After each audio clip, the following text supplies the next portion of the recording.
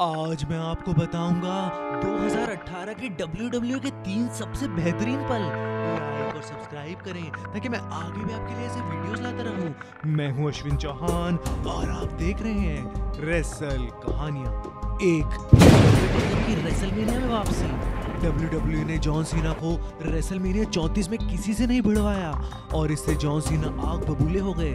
सीना ना तो एलिमिनेशन चैम्बर जीत पाए थे और ना ही फास्ट लेन में WWE चैंपियनशिप मैच, और इसी वजह से WWE उनको रेसलमेनिया में नहीं उतारना चाहता था।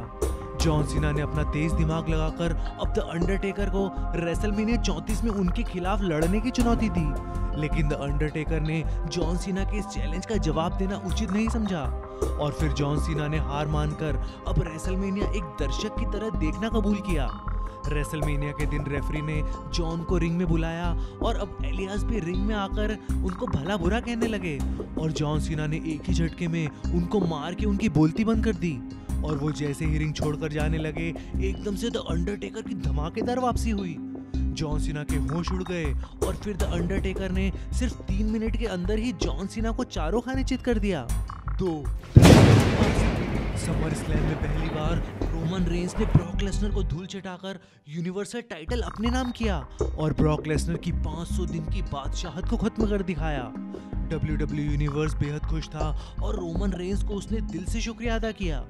उसकी अगली ही रात रोमन रेंस की फिन बैलोर से भयानक लड़ाई हुई और रोमन ने स्पीयर लगाकर इस खेल को खत्म कर दिया, लेकिन मैच खत्म होते ही ब्रॉन स्ट्रोमैन ने रोमन पे अटैक कर दिया और स्ट्रोमैन कैश इन कराने लगे, पर एकदम से ही द शील्ड का म्यूजिक बजा और रोमन रेंस के भाई डीन एम्ब्रोस और सेथ रोलिंस उनको बचाने आ गए।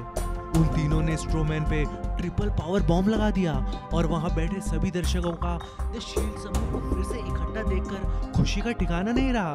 3 डैनियल ब्रायन की वापसी। ब्रायन लॉयड डैनियलसन उर्फ डैनियल ब्रायन अपनी गंभीर इंजरी के चलते पिछले 2 सालों से WWE रिंग में अपना कमाल नहीं दिखा पा रहे थे, लेकिन रेसलमेनिया 34 के सिर्फ 3 हफ्ते पहले ही उन्होंने अनाउंस किया कि WWE के मेडिकल स्टाफ ने उनको क्लीन चिट दे दी है और अब वो रिंग में कुश्ती लड़ने के लिए तैयार हैं। ये अनाउंस करते ही स्टेडियम में बैठे लोगों में एक खुशी की लहर सी दौड़ गई। उस समय पे वो स्मैकडाउन लाइव के जनरल मैनेजर थे और केविन ओवंस और सैमी ज़ायन के शेन मैकमैन पे अटैक की जांच कर रहे थे और आखिरकार उन्होंने उन दोनों को फायर कर दिया। ये सुनते ही उन दोनों का खून खौल उठा और उन्होंने मिलके डैनियल ब्रायन पे हमला कर दिया। फिर डैनियल ने शेन मैकमैन के साथ मिलकर केविन ओवंस और सैमी ज़ायन को एक मैच के लिए ललकारा और आखिरकार उस मैच में डैनियल और शेन ने केविन और सैमी की धज्जियां उड़ा दी। तो आप अगला वीडियो किस पे देखना चाहेंगे मुझे कमेंट सेक्शन में बताएं। वीडियो लाइक करें, व्हाट्सएप और फेसबुक पे शेयर करें, चैनल सब्सक्राइब करें। देखते रहिए रेसल कहानियां।